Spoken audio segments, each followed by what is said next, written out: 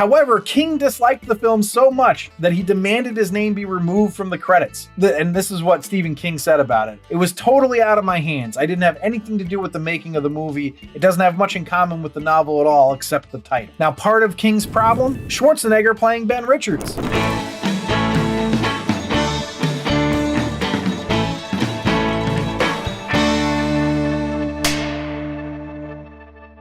Welcome back to another episode of The Rank. I'm John, and today we're going to be continuing to rank action movies. Now, for those of you who are new to the show, I'm going to give you an agenda real quick. I start off with the potent notables, which are just a few interesting facts or tidbits that I found out about the movie. Then I go into the movie overview, which is as described. I do an overview of the movie. And then I do the rank, the namesake of the show, where I rank the movie in 10 categories on a scale of 1 to 5, 1 being the worst, 5 being the best. And today I'll be ranking The Running Man, the 1987 sci-fi action movie starring Arnold Schwarzenegger, and with a screenplay by Stephen A. D'Souza, which was adapted from the novel by Richard Bachman, which was a pseudonym of Stephen King, and directed by Paul Michael Glaser. Now, if you're enjoying these rankings or you just like the idea of getting a review of an action movie based on it being an action movie, please consider subscribing and or following. Like the episode if you end up liking it. Now, a new Running Man comes out this weekend, so I thought it was high time to rank Arnie's version of it. So is this one of the best action movies of all time? Let's find out, starting with the potent notables. Potent notables. As always, the potent notables start with the movie's financials. The Running Man made $38.1 million domestically, and I didn't find anything internationally, for a worldwide total of $38.1 million. And this was against a budget of $27 million.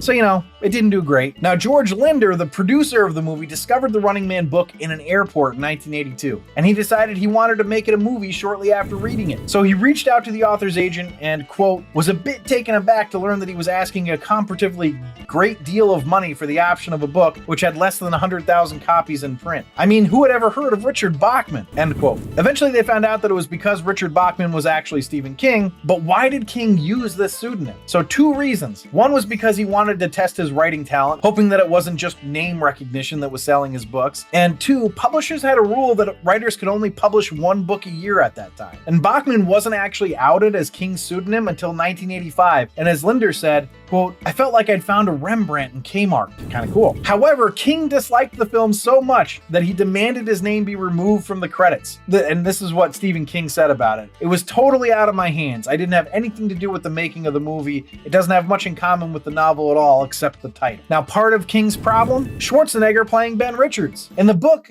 that character is a malnourished everyman with a sick child and wife turning tricks to get medicine. That's, quote, "as far away from Arnold Schwarzenegger's character in the movie as you can get." That was Stephen King who said it. Apparently, they started out more faithful to the novel and wanted Christopher Reeve for the lead. But when they went with Arnold, that's when the rewrites started happening. And what Stephen D'Souza said was, "I didn't have to destroy King's vision, but instead tailor the movie to Arnold like a suit." So that's the original author drama. Now we get into the director drama. The original director hired to film this movie was George Cosmatos, I don't know how to say his last name, fresh off making Rambo First Blood Part 2. But he wanted to dive into the totalitarianism of the plot. According to D'Souza, his family suffered under the Nazi occupation in Greece. In the draft I did for George, there were roundups, there were concentration camps. He went way into that. His vision was that the 1% people lived in a complete biodome. He wanted to film all the upscale scenes in the Edmonton Mall, the biggest shopping center in the world at that time. So we were going to shoot in Canada and we scouted it. So in the movie, when Richards broke out of the city, there was going to be a river raft chase. I think he was just trying to get the movie back in the wilderness where he had done Rambo. He wanted the whole chasing part of the game to be in the wilderness. Now, so also according to D'Souza, the script was budgeted at $27 million, but when the producers demanded cuts to make it on an $18 million budget, that's when George walked. But according to Rob Cohen, the executive producer, quote, "Working with George was the worst experience I've ever had in the business. He was the least talented, least cooperative, and the most horrible person I've ever had dealings with. We fired him after spending $700,000 on the picture." So yeah, apparently Rob didn't like George at all. Now, they approached Alan Cox first to replace George, but he couldn't do it. Next, they went to Carl Schenkel, who quit after 2 weeks. Then Cohen went to Ferdinand Fairfax. So this is another quote. "Fairfax had an interesting idea that the movie should be the actual broadcast, which would have had some narrative problems because how did Ben Richards get in trouble and stuff like that." And this is D'Souza talking. "He was making it very British. He said on an English crew, you have a tea lady who comes around with a cart of tea and biscuits. When the tea lady came through, the show stopped, the crew stopped, the stalkers stopped, and runners stopped,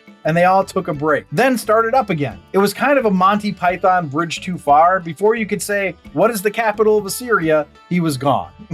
So, okay. Then they brought on Andrew Davis. He got D'Souza to undo all the crazy shit from Fairfax and George. He got the movie ready for production, and then they started shooting. 8 days later, he was fired. Why? Because he was already $8 million over budget. Also this, again from D'Souza. In a meeting earlier, Andy said, listen, I have a great idea. At the end of the movie, when they break into the studio, they're cornered. They're trapped. Then Arnold reaches into his pocket and takes out one of the exploding hockey pucks, throws it, and kills the guards. Rob and I look at each other, and he says, that makes Arnold pretty shitty. He had this thing in his pocket for the whole movie where the whole supporting cast is getting killed and he uses it to save his own ass. We're not doing that. Then he's behind schedule several days. He shot and improvised that scene and had Arnold pocket one of the hockey pucks. So that's the quote from D'Souza. Then Cohen showed the footage to D'Souza and Schwarzenegger in an emergency meeting. Schwarzenegger claims he didn't have anything to do with the firing, but still said, quote, with such a terrific concept, Running Man should have been a $150 million movie. It was totally screwed up by hiring a first-time director and not giving him enough time to prepare. That was Arnie's quote. He ended up being the last one. After he was fired, they hired Paul Michael Glaser and he righted the ship and got it done. So I've got another kind of long one here, but I swear it's super interesting. You know how in the movie it looks like Arnold is killed to the Running Man audience, but not to us? Well, it wasn't originally supposed to be that way. First of all, the only reason this ending is in it is because an effects company came to Cohen offering to use synth thespians for the most dangerous stunt scenes. But an actor's head had to be perfectly still for it to work. So obviously that doesn't work. But Cohen brought this to D'Souza because he thought in the future, where Running Man takes place, the tech would probably work. So they wrote it in, but they wrote it in differently. And this is what D'Souza says, as written and as shot, the scene where Jesse Ventura kills them both was presented to you as if it were real. However, when they showed this cut to a screening audience, less than 2% of the attendees said they didn't understand how the people in the movie were fooled by the swerve. So this was enough for the suits to get concerned and make them reorder the movie so that we know before the people in the movie know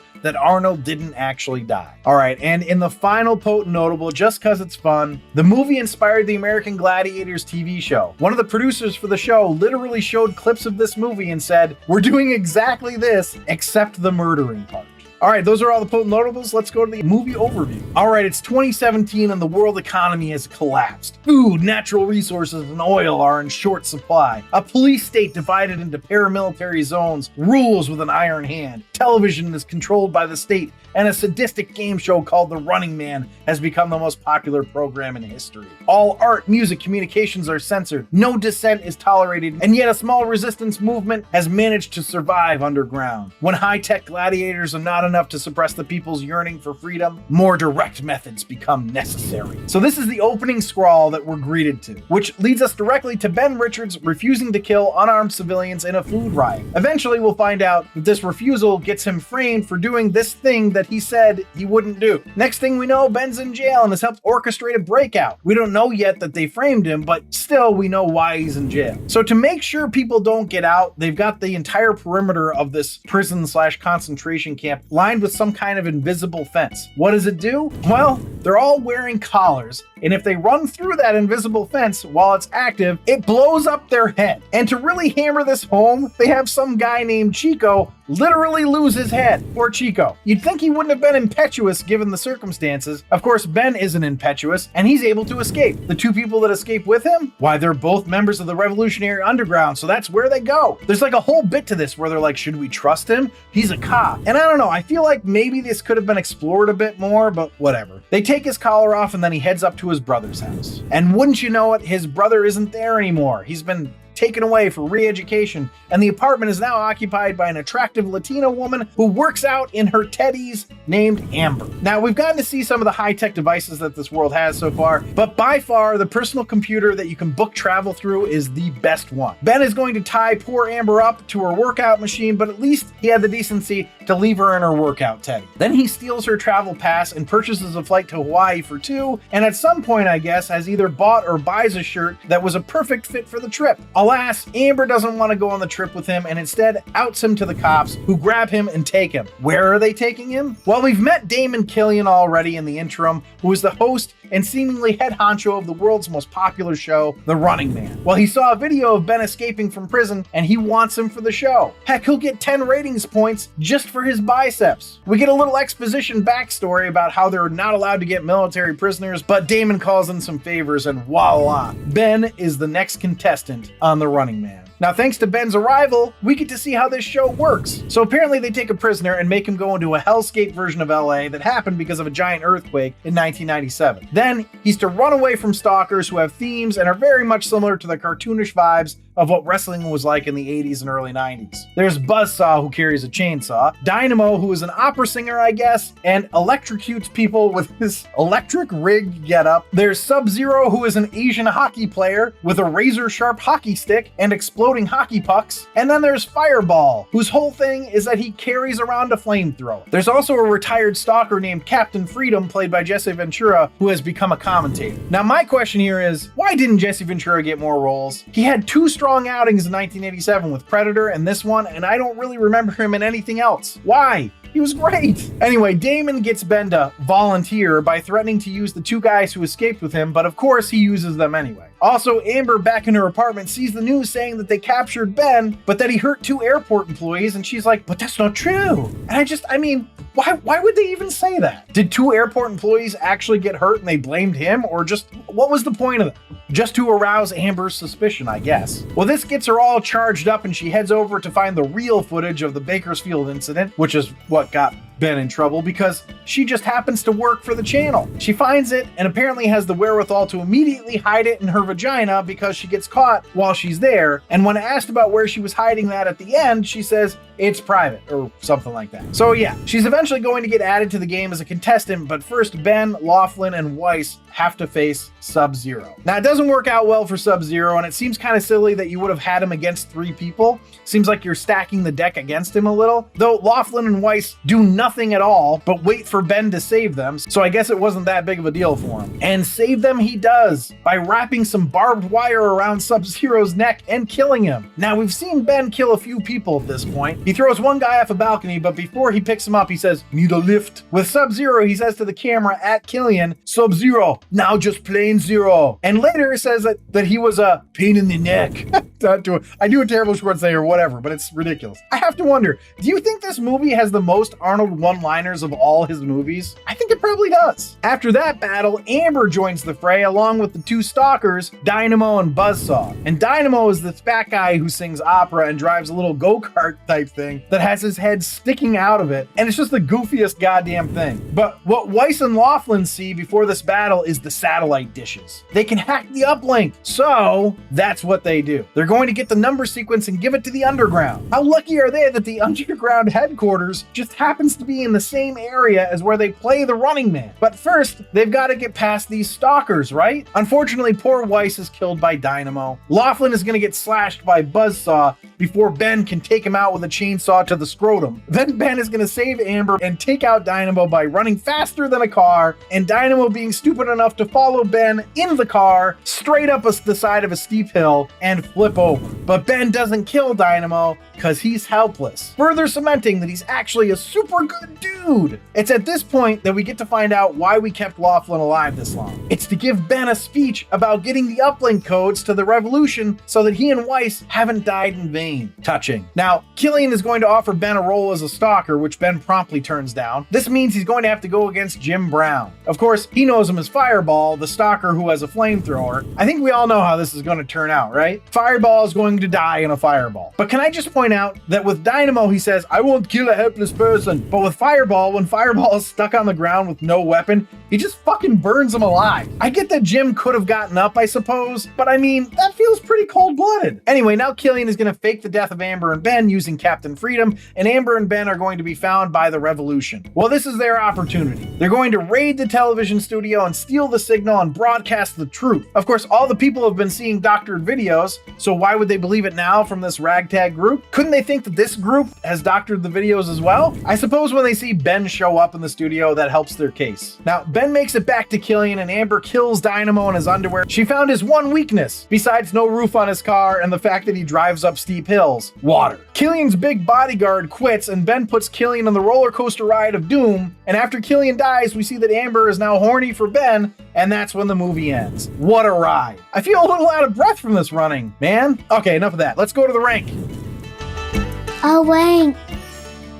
So the rank is where I rank the movie based on 10 categories: story, acting, originality, action sequences, film coherence, hero appeal, villain appeal / hatred, supporting characters appeal, the final showdown, and my rank. I rank it on a scale of 1 to 5, 1 being the worst, 5 being the best, all to figure out what are the best action movies of all time. Now, before I dive into the rankings here, I just want to say if you're enjoying this episode, please leave a like down below. It really does help us when you hit that little thumbs up button. But the first category is story, and I gave that a 4.5. All right, the overarching story of a not too distant dystopia where it's a police state and people enjoy watching a high-tech gladiatorial show is a great premise. Having a revolutionary element underneath is good also. I mean, story-wise, there's a lot to like with this movie. So let's go to acting, which I gave a 3.25. Arnold was Arnold, but everyone else was decent to good. Richard Dawson was great, and I really enjoyed Jesse Ventura, actually. I wasn't thrilled with María Conchita Alonso, but she's kind of an absurd character, so I don't know if that's all her fault. Really, it's Richard Dawson that saves this from being lower. So let's go to originality, which I gave a 4.75. Look, for all its faults, this is a pretty original concept for an action movie. Yes, there have been dystopian movies before this. Having it centered around a game show showing off the veracity of human nature when it comes to consuming entertainment, especially of a violent nature, that was original, and it inspired a lot of different movies and shows. So let's go to action sequences, which I gave a 2.5. They're not the worst, but they're certainly not good, especially by today's standards. A lot of cuts to Arnie's big fist hitting someone with a crazy sound effect. It wasn't like the action sequences took me out of it or anything, but they were just not that great. Unique ways to kill people though, like with a chainsaw to the groin, so I'll give it that. So let's go to film coherence, which I gave a 1.5. Where do I even start on this one? Let's start with Amber. So she just happens to live in Ben's brother's apartment, bad luck for her, but then she just happens to also work at the station that Ben gets shipped off to and become interested whether Ben is telling the truth or not because the news station randomly lied about him killing people at the airport or hurting them or whatever. Why would they have done that? Then the raw footage is just right there for her to find. Then she's a freedom fighter and by the end, super horny for Ben. Okay. How did they get the same footage that we saw in the movie where there were multiple cameras and then even a camera showing Ben's point of view in the helicopter? People just immediately turn on Killian. Why does anything need to be explained to the runners if this is the most popular show in the world? The Revolution's headquarters is in the area that's covered in cameras and where they film the most popular show in the world? Are they idiots? And Ben Richards kills or beats 3 stalkers and then they give him 100-to-1 odds at being the next person to make a kill? Were they watching it? And we can only assume that the cameras are on them whenever they get killed because the audience sees it happen. So then how doesn't anyone know that Weiss is trying to hack the antenna? And how doesn't the audience see Amber's realization that the former winners were actually just killed? I won't bother with the incongruity of the one-liners versus the situation that Ben is in, because it's Arnold, so whatever. That being said, though, all of that nonsense, the world is cool. All right, so let's go to hero appeal, which I give a 4. The hero is Arnold. You can say it's Ben Richards, but it's really just Arnold, and there's a reason he became a star. He's got an appeal and charm to him, and you want to see him be a badass. I definitely was more into Arnie being a badass when I was young, but it was still fun. So let's go to villain appeal / hatred, which I gave a 3.75. Damon Killian is a good sleazy villain. I enjoyed him. You want him to lose, you're rooting for his comeuppance. It's good stuff. So let's go to supporting characters appeal. 3.75 is what I gave it. Honestly, it's the stalkers that keep it this high for me. It's really a fun bit of WWE style appeal here. Amber is fine. The revolutionary people are fine. The production team are good, I guess. So like I said, it's really the stalkers for me. So let's go to final showdown, which I gave a 2.5. It's satisfying that Killian eats it, but it's really not much of a final showdown. Ben shows up, puts him in a rocket water slide, and he inexplicably blows up at the end. Now let's go to my rank, and I gave it a 3.75. I know I tore it apart a bit, but it's fun, man. It's got a cool concept and interesting world building. Look, if you're looking for an action movie where Arnold beats up a bunch of people, I mean, hard to go wrong with this one. So that puts the total for The Running Man at 34.25, which puts it in the tier mediocre, putting it just below The Fast and the Furious and just above John Wick. I honestly kind of feel like I need to adjust the scoring for mediocre. Like maybe 34 and above should be, I'd watch it again, because John Wick, The Running Man, The Fast and the Furious, Blade Runner 2049, The Expendables, The Mummy, and The Equalizer would all then change from mediocre to I'd watch it again, which feels more right to me. Let me know in the comments. Should I change the threshold? So that's it. Thanks for listening and or watching. If you'd like to see a list of our action movie rankings, you can do that on our website at therankpodcast.com. Remember to subscribe, review, and comment. And please consider supporting us on our Patreon site at patreon.com/therankpodcast, where you can get access to all of our archived episodes. Also, like the episode if you liked it. It really does help us out. And if you're interested in talking to me directly, you can shoot an email to me at info@therankpodcast.com with your questions, comments, suggestions, whatever. I will respond to you if you're interested in a response. But as Sven would say, yeah.